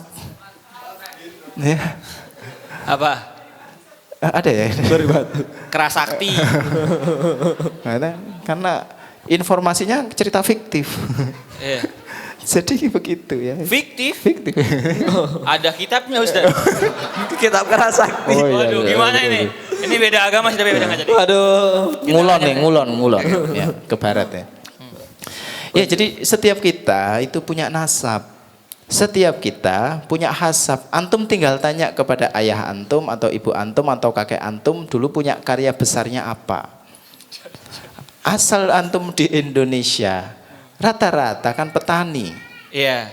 Betul? Wow, oke. Nah, terus And then? habis itu terus saya suruh jadi petani gitu gitu. Saya cuma mau bilang gini, antum bayangin terus kalau nih kakek-kakek kita sudah meninggal semua yang ngurusi sawah itu. Saya mau tanya regenerasinya kalau nggak ada siapa yang mau ngurusi? AI. Emang kita bisa makan makan keyboard komputer bisa tuh? Enggak. Gitu. Jadi sekali lagi saya tidak menyuruh antum jadi petani, bukan. Saya cuma mau bilang bahwa ada skill di dalam diri kita yang itu kalau dipantik akan mudah, gampang dilatihnya. Gimana kalau kita nggak minat dengan hasab kita? Bolehkah kita mengarah kepada skill yang lain? Bisa. Karena skill itu nanti bisa dilatih, yang kemudian dengan ilmu yang Allah berikan insya Allah antum bisa memahami itu. Jadi sekali lagi potensinya aja ada. Mau di bidang baru boleh. Jadi nggak ada alasan hari ini rebahan karena bingung saya nggak punya skill apapun. Antum punya hasab. Itu sebabnya Allah melarang betul dosa yang kita kenal dengan istilah zina. Karena zina dampaknya adalah merusak nasab. Karena hasil zina itu dia akan kehilangan jalur bapak. Saya ulangi ya. Zina dia akan kehilangan jalur ayah. Dia hanya punya jalur nasab dari ibu. Begitulah syariat kita. Itu sebabnya Allah melarang betul pada urusan mendekati zina pun dilarang. Karena itu bisa merusak nasab, merusak hasab, sampai bisa membuat manusia jadi merasa tidak punya skill. Panjang ininya, resiko besarnya sangat panjang. Oke. Gitu ya, jadi untuk nyari skill kita semua punya sebenarnya. Antum tinggal mau telateni di mana, antum pelajari itu jadi skill antum. Dan disebut prestasi, kan di sini tadi minder adalah tidak punya skill dan tidak punya prestasi gitu kan kalau di judul kita. Iya. Tidak ada prestasi yang lebih mulia kecuali aktivitas antum adalah menolong agama Allah. Dengan segala skill antum. Antum mau di bidang tani, kedokteran, ke Perkuliahan. apapun itu, di IT katakanlah, asal itu untuk antum melakukan menolong agama Allah, sejak itu antum sudah berprestasi insyaallah di mata Allah. Yang jadi repot adalah kadang kita ini minta tuntutan berupa pengakuan sosial. Seolah-olah saya belum berprestasi kalau belum diakui oleh masyarakat. Sudah, aktivitas kita, skill kita tadi itu cukuplah untuk fokus menolong agama Allah dengan segala skill kita. Antum yang senang dagang, asal antum jaga betul fikih muamalah buyuk, antum jaga betul tentang syariat Allah ini, kalau jualan yang jujur, insya Allah itu bagian dari menolong agama Allah. Antum pelajari fikih muamalah dalam kitab-kitab kita yang itu tidak dimiliki agama lain. Tadi kitab sucinya Kerasakti nggak ada pasti fikih muamalah. Kata siapa? Apakah sudah? Oke, lanjut. Karena Tom Sangcong tidak jualan waktu itu. Jadi, jadi sekali lagi, antum punya skill, antum pelajari syariatnya, antum bergerak di bidang itu, insya Allah itu prestasi antum. Nah, dan tidak perlu nyari prestasi di luar daripada ridhonya Allah. Jadi antum kalau sudah fokus di situ, kuat di situ, bahwa yang antum lakukan untuk menolong agama Allah, fokusnya pada ridhonya Allah, netizen itu menjadi sepele buat antum. Hanya NPC. Iya. Karena kita kalau terlalu sibuk mempertimbangkan omongan orang lain, justru akhirnya kita jadi nggak fokus pada prestasi kita. Bahkan bisa jadi kita skill kita jadi melemah, hanya karena kita sibuk mempertimbangkan omongan orang lain. Oke. Gitu baik. kan. Kalau teman-teman nggak tahu, atas nenek moyang kita apa? Ada lagunya padahal. Nenek moyangku seorang. Hehehe. Jadi serius. kita harus menjadi bajak laut teman-teman. One Piece bentar lagi besok tanggal 31 akan terbit ya. Woo. Iya. Nakama. Oke. Masih ada waktu? Sepertinya Sudah habis. Baik. Kok saya yang menentukan ya? Oke, Masya Allah ya, Alhamdulillah. Intinya sih ya, kalau kita pengen tahu skill kita apa, prestasi, kemampuan kita itu apa, lihat aja dari jalur nasabnya ya Ustadz Ya, ya. betul. Terus dari itu ada Hasab. Hasab itu dari kemampuan ini keturunan kita. Ya, genom. bahkan itu Nabi ajarkan untuk mencari jodoh. Kata Nabi, untuk mencari ahwat, mencari perempuan, maka pertimbangkanlah kecantikannya, kekayaannya, dan nasabnya. Iya. Dalam riwayat lain disebut dengan hasabnya tadi. Jadi untuk ta'aruf, yang antum cek bukan biodata dia pernah kuliah di mana, tapi keluarganya punya nasab bagaimana dan adakah hasabnya. Dan ini buat mungkin saudara-saudara kita yang mungkin tidak punya ayah dalam urusan jalur kategori dia bukan anak yang memiliki ayah alias anak hasil zina.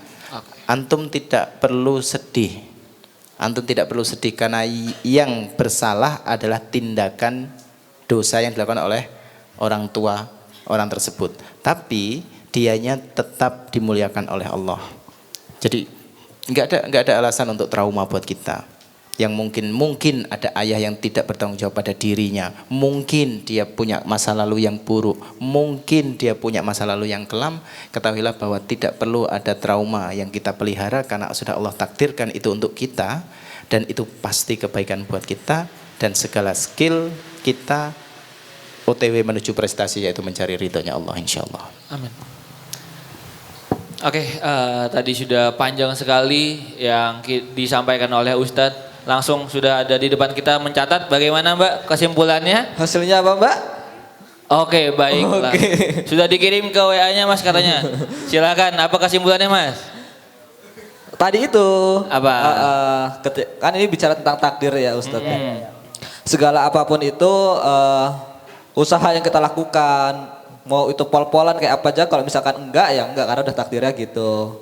Pun sebaliknya gitu. Mungkin ada pertanyaan dari teman-teman? Dua aja ya, satu ikhwan satu akhwat? Enggak ada? Satu aja? Enggak ada? Oke. Berhubung waktu sudah malam, jadi semoga apa yang disampaikan Ustadz Ali ada manfaatnya untuk kita, bisa kita amalkan dalam kehidupan sehari-hari. Dan jangan lupa diingatkan sekali lagi kepada teman-teman, jangan lupa bikin story tag Taras Dakwah gitu, dan jangan lupa di kajian pekan selanjutnya bawa tumbler ya. Kita sama-sama ngejaga Jogja kita yang biar bersih nih gitu kan.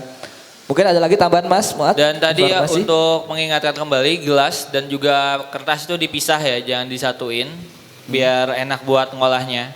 Gitu. Satu dijual atau dibakar? Iya, Oh, memang gitu. beda secara pengolahan.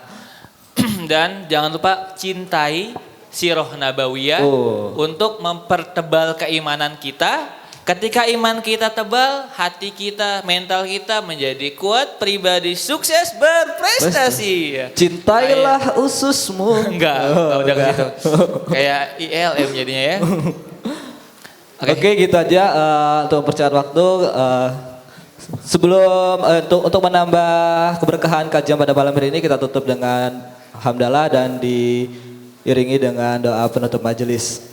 Alhamdulillahirabbil alamin. Subhanakallahumma wa bihamdika asyhadu an la ilaha illa anta astaghfiruka wa atubu ilaik. Sekian dari kami, apabila ada salah kata kepada Allah kami mohon maaf, apabila ada perilaku yang kurang sopan kepada Allah kami mohon ampun. Sekian dari kami. Assalamualaikum warahmatullahi wabarakatuh. Waalaikumsalam warahmatullahi wabarakatuh.